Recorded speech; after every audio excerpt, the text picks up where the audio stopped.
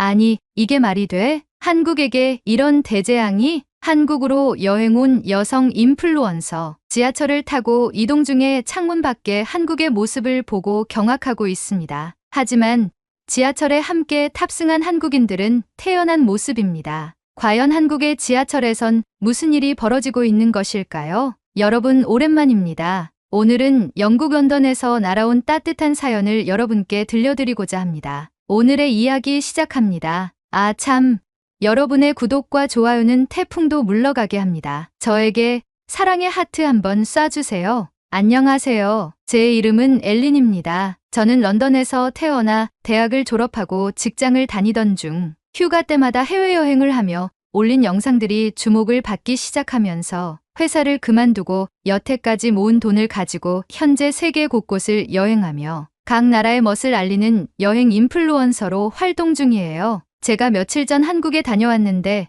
정말 어메이징한 경험을 했어요. 기대와는 조금 달랐지만 오히려 그래서 더 특별했던 것 같아요. 처음에는 트위터에서 활동을 시작했지만 요즘은 인스타그램에 여행 쇼츠 영상을 주로 올리고 있답니다. 여행 인플루언서를 시작하며 제가 방문하는 나라들은 보통 짧게는 5일, 길게는 3주까지 머물면서 유명한 장소뿐만 아니라 잘 알려지지 않은 장소들까지 발견하며 영상을 찍고 업로드를 해요. 아직 유명 여행 유튜버나 인스타그래머만큼 많은 팔로워를 보유하고 있진 않지만 여행이 주는 감성과 각 나라마다 가지고 있는 독특한 색깔에 매료되고 중독되어 버려서 천직으로 삼고 열심히 하고 있답니다. 한국에서의 여행이 제게 아주 큰 의미로 다가왔기에 이렇게 사연을 보냅니다. 저는 필리핀, 싱가포르를 거쳐 일본 홋카이도에서의 여행을 마치고 다음 여행지는 어디로 갈까 고민을 하던 찰나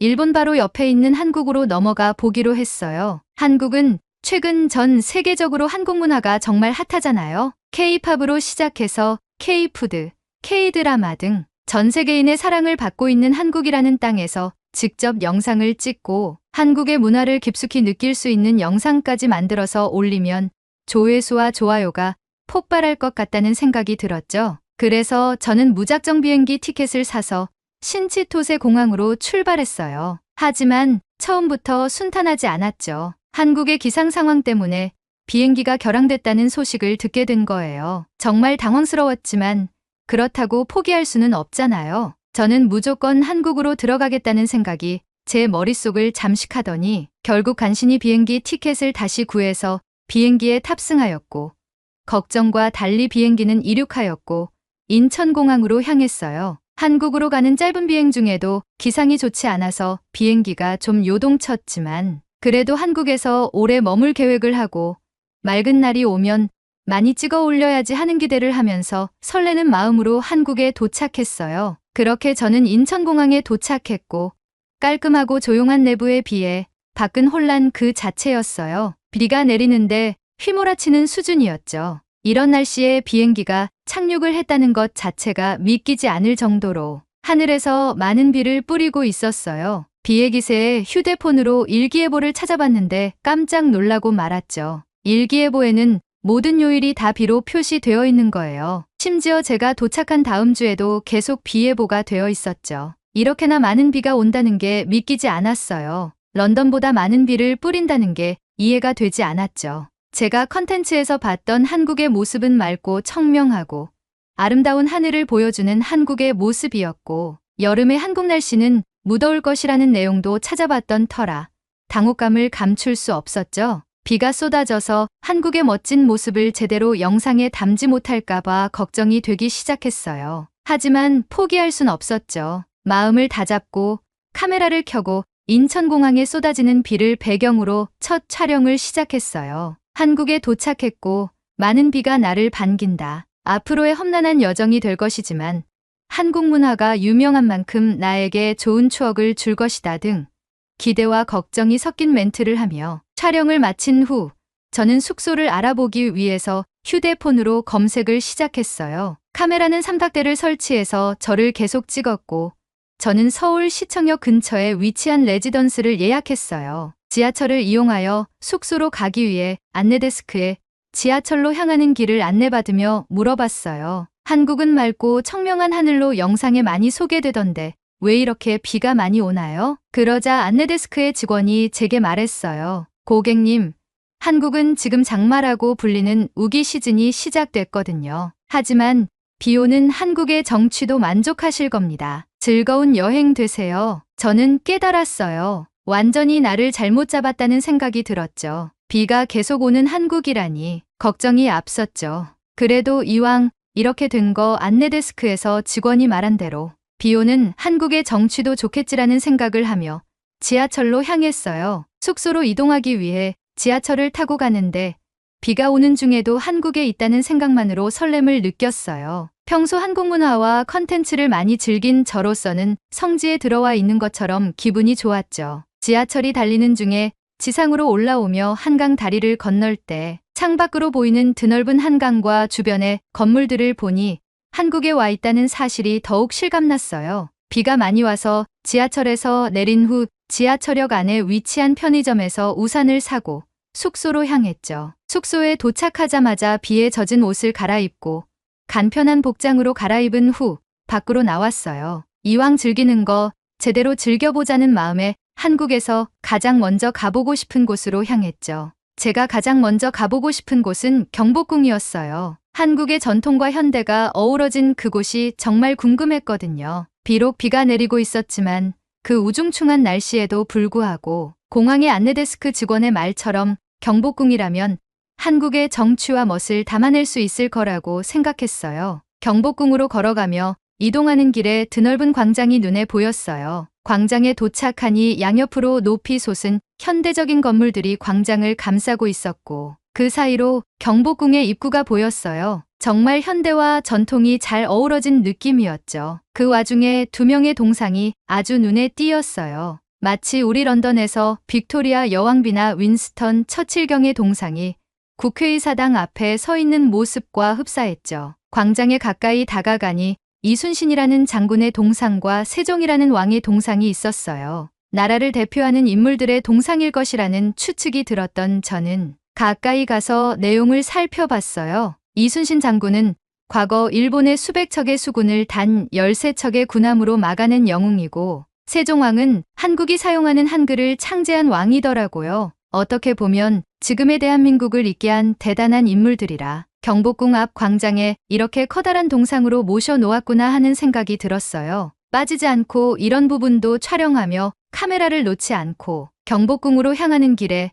광장 지하로 내려가는 입구가 보였어요. 많은 비가 오고 있는데도 불구하고 지하에 물이 차지 않은 것처럼 보여 호기심에 내려가 봤어요. 광화문 광장이라고 적혀있는 입구로 들어서니 다양한 시설들이 잘 운영되고 있었어요. 특히 이순신 장군과 세종왕의 업적을 다룬 전시관이 눈에 띄어 구경을 시작했죠. 카메라로 일일이 담으며 이순신 장군이 일본군에게 나라를 뺏기지 않기 위해 고군분투하고 승리하는 영상과 내용들을 보며 감탄하였고 세종왕이 백성들을 위해 글자를 창제했다는 얘기를 보고 정말 인상적이다라고 느꼈어요. 이 정도의 업적이면 충분히 한국의 수도 서울의 중심부에 우뚝 솟아 있어도 되겠다는 생각을 했죠. 전시관 구경을 마치고 경복궁의 정문으로 향했어요. 해설 표지판을 읽어보니 이 정문은 광화문이라고 명시되어 있었어요. 저는 생각했죠. 아, 그래서 여기가 광화문 광장이구나. 그렇게 이해가 쏙쏙 들어오며 광화문을 지나는데 경복궁의 장엄한 전경이 눈앞에 펼쳐지며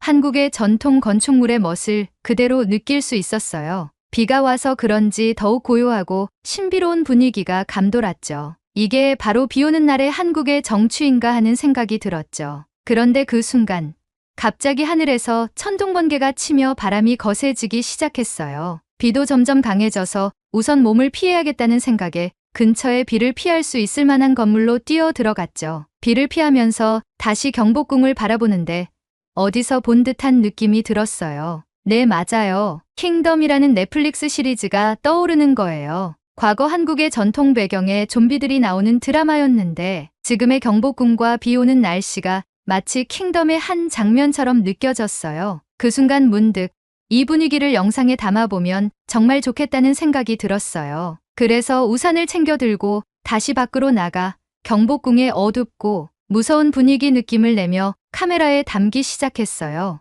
보통의 인플루언서들은 밝고 화사한 경복궁의 모습을 남기겠지만 저는 조금 다르게 마치 좀비의 시점에서 경복궁을 담아보기로 했죠. 그렇게 비를 맞으며 촬영을 다 마친 후 기쁜 마음으로 경복궁을 나왔어요. 경복궁 옆에 카페거리가 있다고 해서 찾아가는 길에 다시 비가 억수같이 쏟아지기 시작했어요. 저는 도저히 이대로는 촬영이 힘들 수도 있겠다고 생각하여 황급히 숙소로 돌아가기 시작했어요. 로비에 도착한 후 방에 들어서자마자 옷을 벗고 샤워를 한 후 머리와 몸을 말리며 창밖을 바라봤어요. 창밖에 비 내리는 모습을 보니 다시금 걱정이 앞섰어요. 비가 오는 서울에서 컨텐츠는 하나 건지긴 했지만 맑은 날에 서울도 담고 싶다는 생각이 들었어요. 혹시나 일기예보가 바뀌었을까 생각하며 일기예보를 확인하니 계속 비 소식만 있었어요. 그러다 깜짝 놀랄 만한 사실을 알게 되었죠. 안내데스크의 직원이 안내해줬던 장마라는 것을 검색해봤는데 한국에서 1년 중 가장 비가 많이 내리는 기간이 장마라는 거예요. 길게는 한 달까지도 비가 올 수 있다는 걸 알게 되었고 이대로 맑은 날에 한국을 찍을 수 없는 것인가 하는 생각에 우울해지기 시작했어요. 그 순간 밖으로 나가기 싫어지며 일단 경복궁에서 찍었던 영상을 편집해 올려본 뒤 잠에 들었어요. 다음 날 우울한 기분을 만회하고자 기분 전환을 위해 헤어샵을 찾아봤어요. 한국의 K-뷰티가 전 세계적으로 이목을 끌고 있고 저는 여행할 때마다 그 나라의 헤어샵에 방문해서 그 나라만의 특색 있는 머리를 해보는 컨텐츠를 자주 만들곤 했거든요. 레게 머리도 해보고 염색도 해보고 두피 마사지도 받아보며 각국을 돌아다니며 머리를 이용한 컨텐츠를 해봤었는데 이번엔 한국 아이돌 스타일로 머리를 해보고 싶어서 헤어샵을 찾았어요. 지하철로 이동을 해서 청담이라는 곳으로 향했어요. 제가 갔던 헤어샵은 예약제로 운영되는 헤어샵이었는데 다행히 시간이 맞는 디자이너가 있어서 바로 머리를 할 수 있었죠. 아이돌처럼 머리를 스타일링하며 컨텐츠 촬영을 위해 카메라까지 설치하고 메이크업까지 받았어요. 평소 K-팝에서 보던 아이돌들의 찰랑이는 머릿결로 탈바꿈되고 밝고 매끄러운 톤으로 메이크업이 되는 저를 보며 너무 뿌듯했어요. 결제를 하고 밖으로 나와 카메라로 연신 제 얼굴을 찍다가 문득 이 모습으로 한국의 번화가를 돌아다녀보고 싶다는 생각이 들었어요. 휴대폰으로 검색을 해봤는데 홍대 입구가 젊은이들이 많이 모이는 번화가라고 해서 저는 홍대 입구로 향했어요. 지하철을 타고 홍대 입구로 이동하는 와중 제 귀를 의심하는 사건이 벌어졌어요. 지하철 내부에서 안내방송이 흘러나왔어요. 장마 때문에 지하철역이 침수되었습니다. 열차는 이번 역에 정차하지 않고 지나갑니다. 다음 역에서 정차가 가능하니 이 점 참고하시기 바랍니다. 는 안내 방송이 나왔어요. 침수된 지하철역을 지나서 지하철은 그대로 운행된다는 거예요. 말이 안 됐죠. 침수된 역을 어떻게 지나간다는 건지 이해가 안 갔어요. 혹여나 물이 지하철 내부로 들어오면 어쩌나 걱정을 했어요. 그 순간 지하철이 서행하면서 침수된 역을 조심스럽게 통과하는데 창밖을 보고 경악했어요. 물이 가득 찬 창밖 풍경을 보며 지하철 선로에는 물이 없다는 사실에 정말 놀랐어요. 알고 보니 지하철에 설치된 차단문이 선로로 들어올 뻔한 물을 막아주고 있었던 거였어요. 이걸 보고 너무 신기해서 휴대폰으로 영상을 찍었어요. 계속 창밖을 보면서 놀라고 있는데 옆에 앉아있던 한국인들은 마치 아무 일도 없는 듯 평온한 표정을 짓고 있었어요. 정말 믿기지 않았어요. 일본에서는 비나 눈 때문에 전철이 지연된 적이 있었고 운행을 하지 않아 사람들이 불만을 표시하는 경우도 봤던 터라 이 상황이 너무 대비됐어요. 그때 옆에 있던 백인 여성이 저한테 말을 걸었어요. 한국 지하철 신기하죠? 저도 처음엔 깜짝 놀랐어요. 저는 말했어요. 네. 지하철에 이런 방수 시스템이 있다는 게 정말 놀라워요.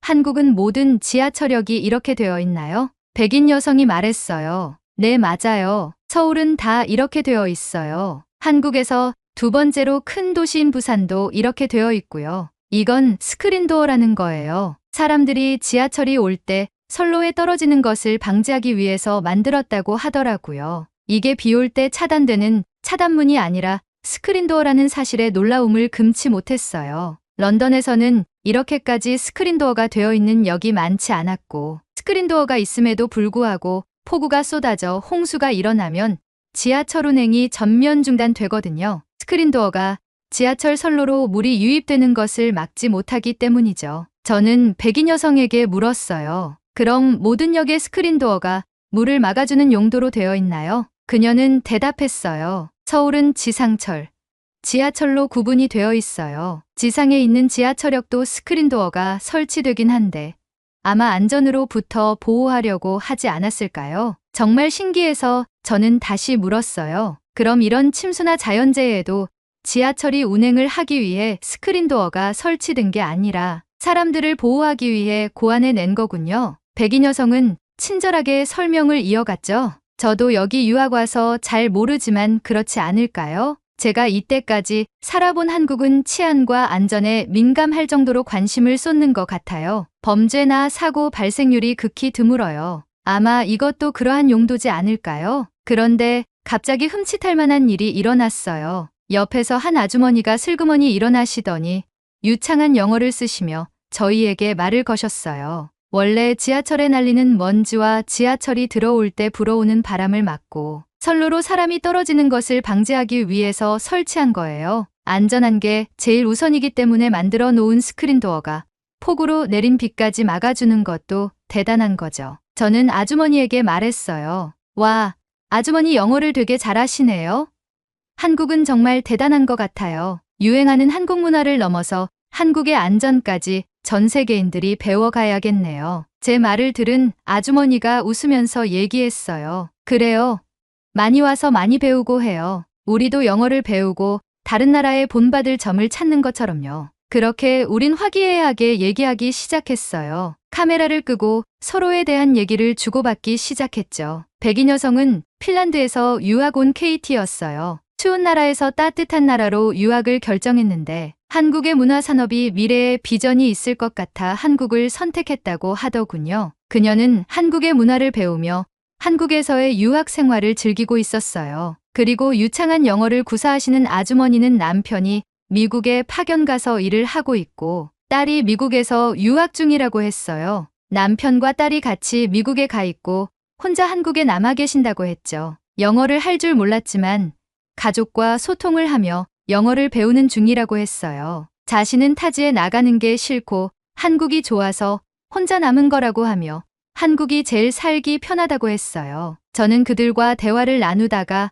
환승을 위해 지하철에서 내리면서 인사를 나눴어요. 그런데 KT도 저와 같은 방향인 홍대 입구로 간다고 해서 함께 환승했어요. KT와 이런저런 이야기를 나누다 보니 홍대 입구에 도착했어요. KT와 메신저 아이디를 주고받으며 헤어진 후 지하철역을 나왔어요. 홍대 입구는 젊음의 거리라 그런지 비가 오는 날씨에도 사람들이 많았어요. 형형색색의 우산들이 거리를 활보하고 있었고 흐린 날씨에도 불구하고 그들의 젊음은 빛나고 있었어요. 거리 주변 가게들에서 들려오는 신나는 K-팝 음악을 들으며 저는 홍대 입구 거리를 걸어 다니며 쇼핑도 하고 유명한 카페와 케이크 가게도 찾아가 봤어요. 달콤한 케이크를 맛보며 창밖에 비 내리는 풍경을 바라보니 운치 있었어요. 어젯밤 우울했던 기분은 온데간데 없이 사라지고 즐거움으로 가득 찼죠. 해가 저물어갈 즈음 휴대폰이 진동했어요. KT가 저녁을 함께 먹자고 연락해 온 거예요. 저는 흔쾌히 수락했고 홍대 입구역으로 다시 돌아가 KT를 다시 만났어요. KT는 제게 한국에서 꼭 먹어야 하는 음식이 있다며 저를 한 음식점으로 데려갔어요. 그리고 간판을 보는 순간 저는 즐거움에 몸서리 쳤어요. 컨텐츠에서만 보던 한국식 바비큐인 삼겹살을 파는 음식점이었던 거예요. KT는 제 모습을 보고 웃으며 얼른 들어가자고 하였고 저희는 대기를 조금 하다가 안내를 받아 자리에 착석했어요. 삼겹살을 주문하였고 음식점 종업원이 직접 구워주는 삼겹살을 먹으며 정말 감동했어요. KT도 처음 삼겹살을 먹었을 때 저와 같은 감정을 느꼈다고 했어요. 그리고 KT가 제게 물었어요. 혹시 술 좋아해요?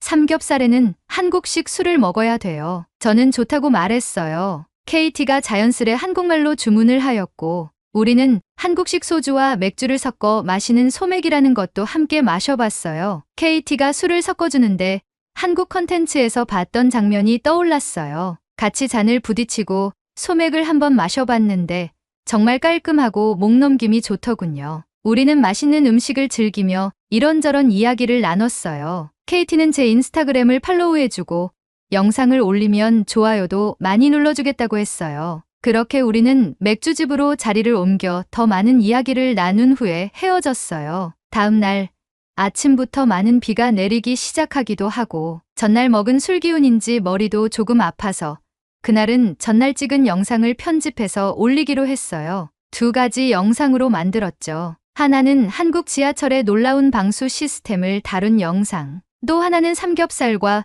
소맥의 매력을 소개하는 영상이었어요. 영상을 편집하고 배경음악도 넣어서 업로드했어요. 업로드를 마치니 허기가 지기 시작해서 뭘 먹을까 하던 참에 창밖을 보니 비가 거의 그쳤더군요. 저는 밖으로 나가 밥을 먹고 서울타워에서 야경을 보기로 결심하고 밖으로 나왔어요. 미스트처럼 가는 비가 내리고 있었지만 우산을 챙겨 들고 천천히 걸어 나갔어요. 서울타워까지는 생각보다 금방 도착했고 케이블카를 타고 올라가면서 서울의 멋진 경치를 찍었어요. 케이블카가 정상에 도착하고 서울타워 인근의 음식점에서 음식을 사서 한국의 전통 건축물처럼 보이는 쉼터에 앉아 음식을 먹으며 경치를 감상하는데 갑자기 비가 그치더니 햇빛이 바닥에 들이우기 시작했어요. 저는 밝은 햇빛을 받는 서울의 모습을 보고 싶어 황급히 채비를 하고 서울타워 전망대로 올라갔어요. 엘리베이터 문이 열리고 전망대에 가까워지는 순간 저는 감동하고 말았어요. 먹구름 사이로 비추는 햇빛이 주변을 붉게 물들이기 시작하며 아름다운 노을이 펼쳐지고 있는 게 아니겠어요? 구름 사이로 비추는 따뜻한 햇빛이 서울 도심을 아름답게 감싸고 있었고 마치 한국에 도착한 이후로 내 마음속 우중충함을 보상받는 기분이 들었어요. 아주 아름다운 서울의 전경에 먹먹한 마음이 들기 시작했죠. Every cloud has a silver lining. 비바람이 몰아치는 날씨라도 언젠가 해가 뜨기 직전에 구름이 보이기 마련이다라는 뜻이라는 영국 속담이 생각이 났어요. 그때 갑자기 제 휴대폰이 진동하기 시작했어요. 저는 누구에게 전화가 오는 것인가 하는 생각에 휴대폰을 주머니에서 꺼내 확인을 했는데 화면을 보는 순간 멍해질 수밖에 없었어요. 어제 올린 영상들이 폭발적인 반응을 얻으며 수많은 알림이 울리고 있었어요. 수많은 사람들이 좋아요를 누르고 팔로우까지 해주고 있었던 거예요. 끝없이 울리는 휴대폰 진동에 너무 놀라서 잠시 내려놓을까 하다가 이 기회를 놓칠 수 없다고 생각해 바로 라이브 방송을 켰어요. 서울타워에서 바라보는 노을을 함께 공유하고 싶었거든요. 방송을 켜니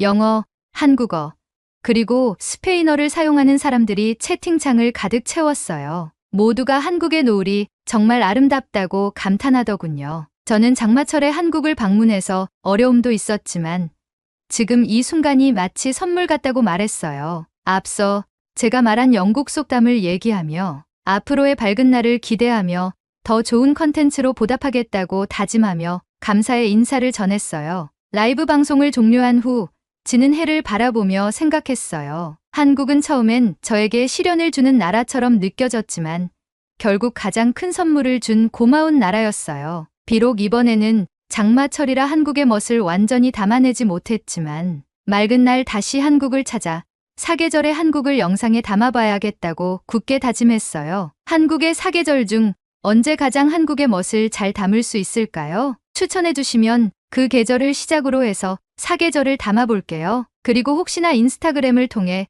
한국의 아름다움을 담은 영상을 올리는 외국인을 보신다면 저라고 생각해 주시고 좋아요 많이 눌러주시면 감사하겠습니다. 한국 사랑합니다. 오늘의 이야기는 여기까지입니다. 오늘의 사연이 마음에 드셨다면 구독, 좋아요 부탁드리겠습니다. 장마와 태풍으로 인한 호우 때문에 수해 피해가 심각합니다. 여러분의 가정에 수해 피해가 없기를 진심으로 기도드리며 오늘의 이야기 마치겠습니다. 시청해주셔서 감사합니다. 파리의 샤르드골 국제공항. 유학기를 마치고 파리로 돌아온 한 소녀가 아빠와 재회하자마자 울분을 터뜨리는데요. 유학길에 따라간 소녀의 엄마도 딸의 모습을 보고 그대로 바닥에 주저앉아 울음을 터뜨립니다. 도대체 이 가족에게 무슨 일이 있었던 것일까요? 오늘은 프랑스에서 날아온 따뜻한 사연을 여러분께 들려드리고자 합니다. 오늘의 이야기 시작합니다. 아 참, 여러분의 구독과 좋아요는 폭염도 물러가게 합니다. 제게 시원한 바람 한번 쏴주세요.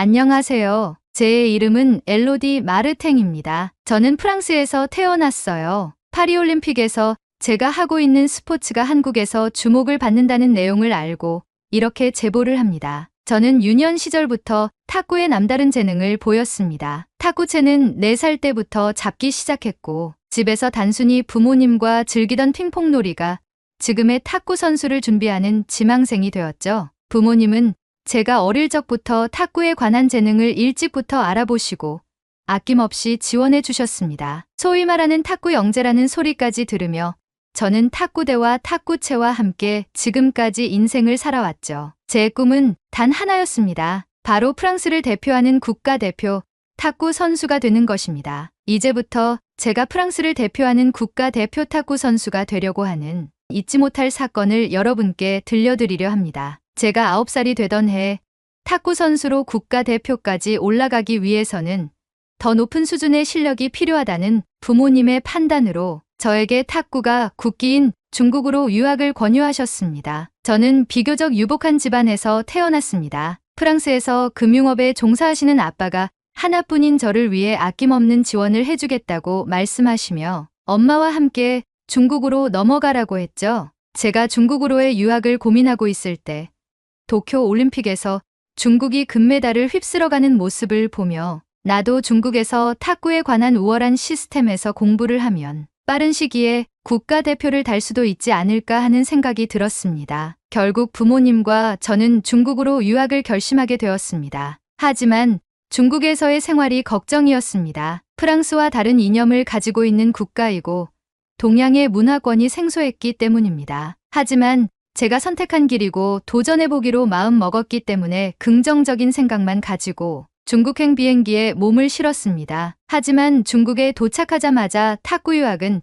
제가 생각했던 것보다 훨씬 더 힘들었습니다. 중국에는 수천 개의 탁구 영재 학원이 있었고 저보다 나이도 어린 선수들이 월등한 기량을 가지고 있었습니다. 하지만 저는 제 꿈을 포기할 수 없었어요. 부모님의 지원 덕분에 한 영재 학원에 들어갈 수 있었고 저보다 나이가 어린 선수들과 경쟁하며 낯선 환경에서 끝없이 피나는 훈련을 이어갔습니다. 소통의 어려움을 중국어를 배우며 어떻게든 노하우나 전략 전술을 하나라도 익히려 노력하고 매일 탁구채와 씨름하며 어떻게든 실력을 키우려고 노력했습니다. 아빠는 프랑스에서 열심히 일하며 유학비를 지원해 주셨고 엄마는 낯선 중국에서 저 하나만 바라보며 작은 프랑스 음식점을 개점하여 운영하시며 생활비를 벌어주셨습니다. 부모님은 오로지 탁구에만 매진하라고 하셨고 부모님의 진심 어린 모습을 보면서 저는 더욱더 열심히 훈련할 수밖에 없었죠. 그러던 중 어느 날 한 중국 코치가 저에게 다가와 자신의 팀에 합류해보지 않겠냐는 제안을 했습니다. 저는 이 기회를 놓치면 안 되겠다고 생각하여 팀에 합류하기로 결심했어요. 엄마와 아빠는 드디어 실력을 인정받았다며 축하해 주셨습니다. 저는 국가대표로 다가가는 한 발짝을 시작했다고 생각했고 더욱 열심히 임해야겠다고 다짐했죠. 하지만 그 결정이 잘못된 것이었음을 곧 깨닫게 되었습니다. 그 팀에서는 저를 주로 우월한 선수들의 시합 파트너로만 활용했고 대회나 중요한 경기에 출전할 기회를 주지 않았습니다. 우월한 선수들과 시합을 하며 실력이 느는 듯한 느낌은 받았지만 온전한 실력을 대회에서 발휘하지 못한다는 점이 아쉬웠고 출전 기회조차 주지 않는 코치의 결정에 저는 점점 더 큰 불만이 꽃피기 시작했죠. 그럼에도 저는 언젠가는 선택을 받을 것이고 나의 실력으로 인정을 받겠다는 다짐을 하며 남들보다 2배, 3배 노력하며 제 스윙과 타점, 하체의 움직임을 단련했습니다. 그러던 중 최근 파리올림픽이 열렸고 본국에서 열리는 올림픽인 만큼 제 관심은 올림픽에서의 탁구 경기에 집중되었습니다. 중국 코치에게 탁구 경기가 진행될 때 시청각 교육을 해주시면 어떠냐는 제안을 했지만 중국 코치는 거절했습니다. 아직 세계적인 수준이 되지 못한다고 하시며 올림픽을 볼 시간에 탁구채나 더 휘두르라고 했죠. 하지만 저는 경기를 관전하며 또 다른 배움이 있을 것이라는 생각에 집으로 돌아와 TV를 켰습니다. 역시나 중국은 강했습니다. 파죽지세로 결승까지 올라가며 금메달 행진을 이어갔죠. 중국 선수들이 압도적인 경기력을 보여줄 때마다 저는 그러한 선수들을 배출한 중국에서 탁구를 배우고 있는 제 상황을 떠올리며 저도 언젠가는 나라에 헌신하는 탁구 선수가 되어야겠다고 다짐했습니다. 한때는 중국으로 귀화하는 것도 고려할 만큼 저는 탁구 하나만 바라보며 달렸기에 나와 함께 시합을 하는 어린 선수들과 나란히 올림픽에 출전해서 합을 맞추며 금메달을 따는 상상을 했습니다. 그러나 그 생각을 바꾸게 된 결정적인 일이 벌어지고 말았죠. 중국과 한국의 여자 탁구 단체전 4강전에서 중국 중계진이 한 발언이 너무하다는 생각이 들었거든요. 중계진은 중계를 하는 내내 한국으로 귀화한 선수들을 비아냥거리며 듣기 거북한 소리를 해댔습니다. 중국의 중계진은 한국으로 귀화한 전지 선수가 자신의 선택이 잘못되었음을 뼈저리게 느끼겠군요. 중국 탁구가 세계 최강인데 다른 나라로 귀화한 선수들은 행운을 발로 걷어차버린 것이죠. 한국 같은 작은 나라가 어떻게 중국을 이길 수 있겠습니까? 이 경기를 지켜보는 전 세계 모든 사람들이 중국의 위대함에 감탄할 겁니다. 중국이 올림픽 무대의 주인공입니다. 다른 나라들은 다 놀러온 거죠. 라는 말을 서슴없이 펼치며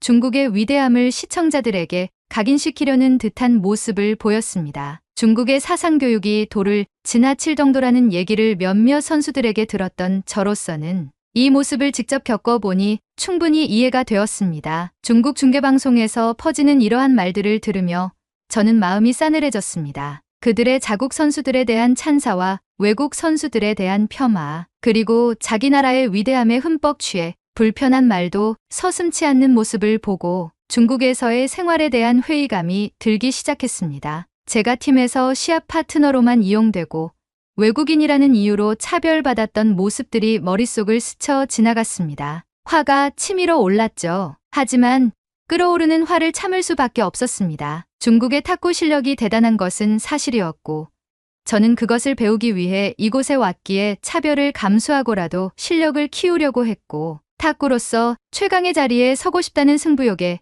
중국으로의 귀화까지도 생각했으니까요. 하지만 이 생각들을 완전히 뒤집어버리는 일이 발생하고 말았습니다. 제가 중국을 떠나고 싶은 결정적인 계기가 생긴 것이었죠. 독일과 한국의 여자 탁구 단체전. 동메달 결정전에서 독일이 한국에게 저 동메달을 놓쳤고 한국은 동메달을 획득했습니다. 이 경기가 주목을 받은 이유는 독일 선수 중 2명이 중국에서 귀화한 선수들이었고 마찬가지로 한국도 중국에서 귀화한 두 선수가 중국이라는 딱지를 떼고 독일과 한국으로 맞붙은 경기였기 때문이었죠. 문제는 여기서 발생합니다. 중국의 한 언론 매체에서 나라의 기술력을 빼앗아간 독일이라는 헤드라인과 함께 뉴스 보도를 했습니다. 시작은 이랬습니다. 중국의 한 기자가 독일 선수들과의 인터뷰에서 중국에서 독일로 귀화해서 결국 메달을 하나도 따지 못했는데 소감 부탁드립니다 라고 질문을 던졌습니다. 저는 약간의 조롱이 섞인 기자의 질문에 눈을 찌푸렸지만 이어서 답변한 독일로 귀화한 중국인 완유한 선수의 인터뷰에서 중국의 탁구 시스템에 대해 얘기하는 모습에 경악했죠. 독일의 완유한 선수는 말했습니다. 수천만의 중국의 탁구 선수들이 국가대표가 되기 위해 고군분투하지만 각 지역과 감독, 코치들의 압력으로 차별을 받는 경우가 많습니다. 국가대표가 되기 위해 중국 선수들은 다른 나라로 귀화를 하죠. 물론 독일에서도 차별의 경우가 있긴 합니다. 하지만 분명한 건 선수로서 트레이닝을 하는 과정과 환경은 중국보다 우수하다고 자부합니다. 하지만 한국 선수들을 보고 차별 없이 국가가 선수들을 사랑하는 모습에 감명받았습니다. 그 모습이 부러웠고 앞으로 우리가 배워야 할 모습이라고 생각합니다. 우리는 이번 동메달 결정전에서 한국에게 실력과 팀 분위기에서 패배했습니다. 라고 말하는 거예요. 그리고 이어서 그녀는 한국의 탁구 시스템과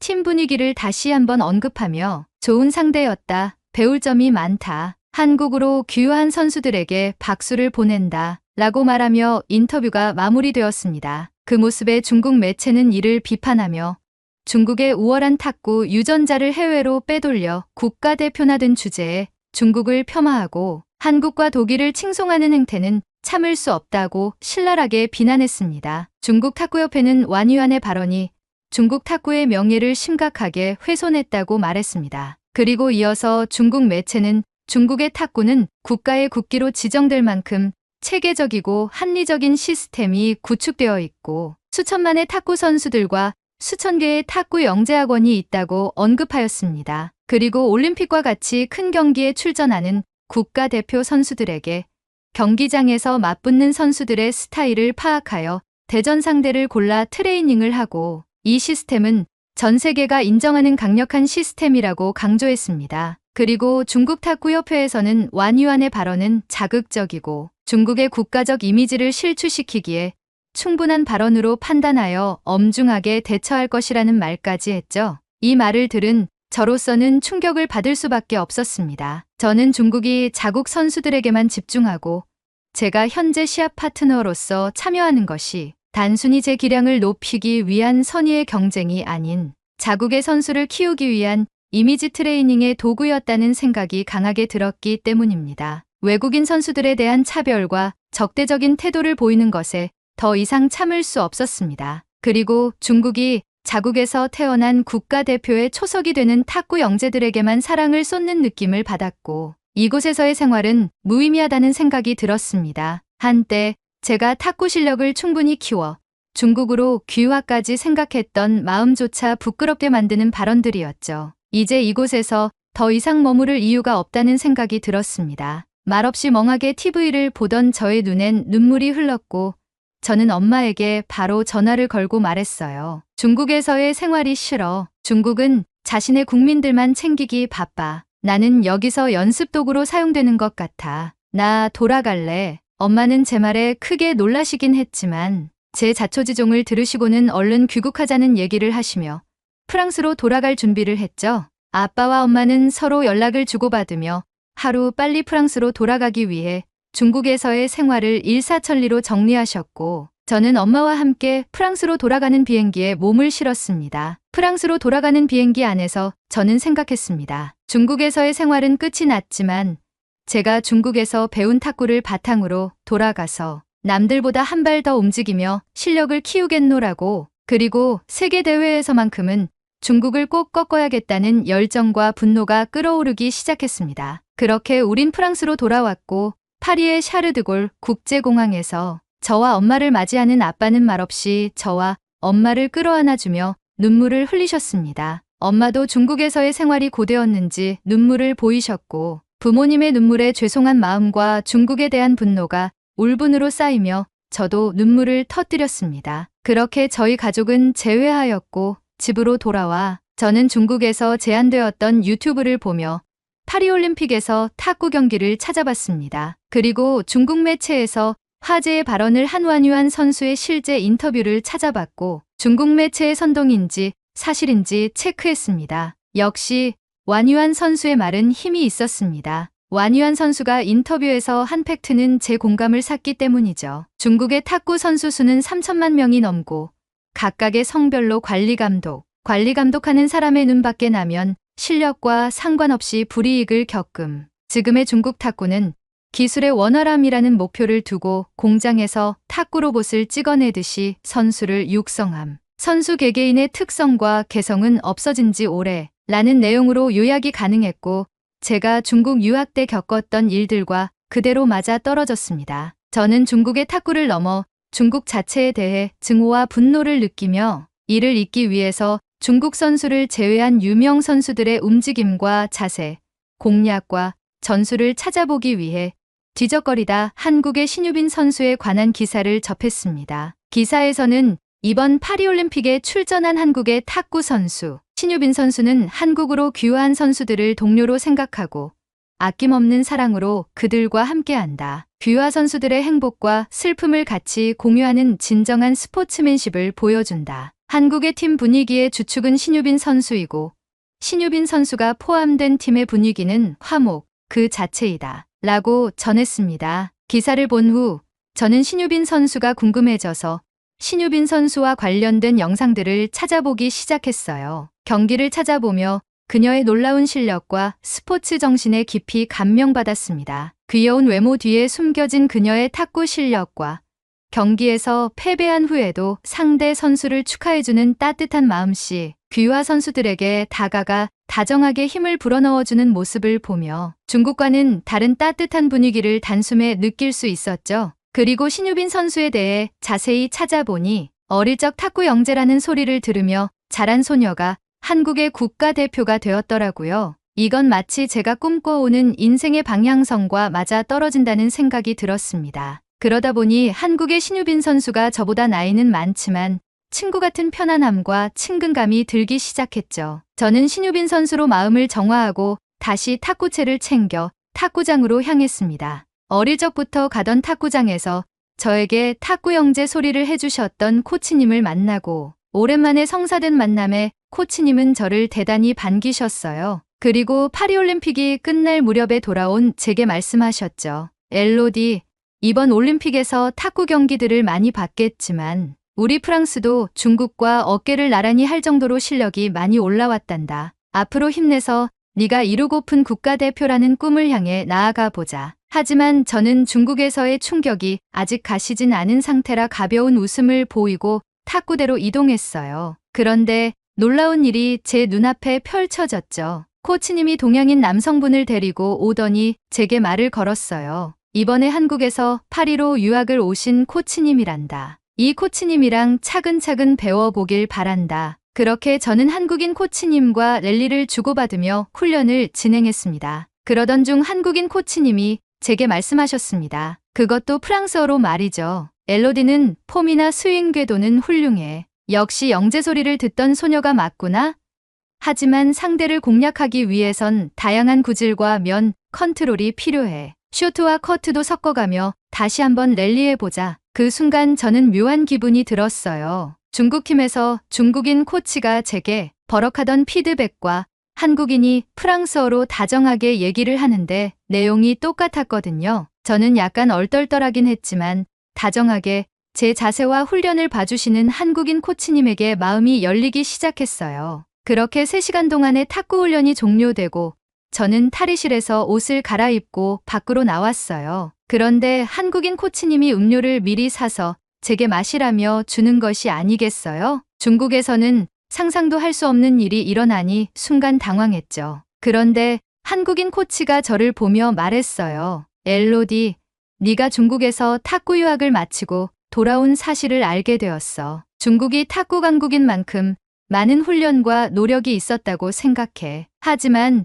중국은 우리가 넘어야 할 산이야. 과학기술이 발전함에 따라 선수들의 실력도 발전하고 있어. 언젠가는 중국을 넘을 날이 곧 올 거야. 앞으로 탁구의 미래는 너에게 달렸으니 우리 최선을 다해보자. 한국인 코치는 그렇게 말하고 제 머리를 쓰다듬더니 이내 자리를 뜨셨고 저는 그 말이 엄청 힘이 되었어요. 집으로 돌아와 엄마에게 이런 얘기를 하니 엄마는 우스갯소리로 그럼 한국으로 유학 준비하면 되겠니?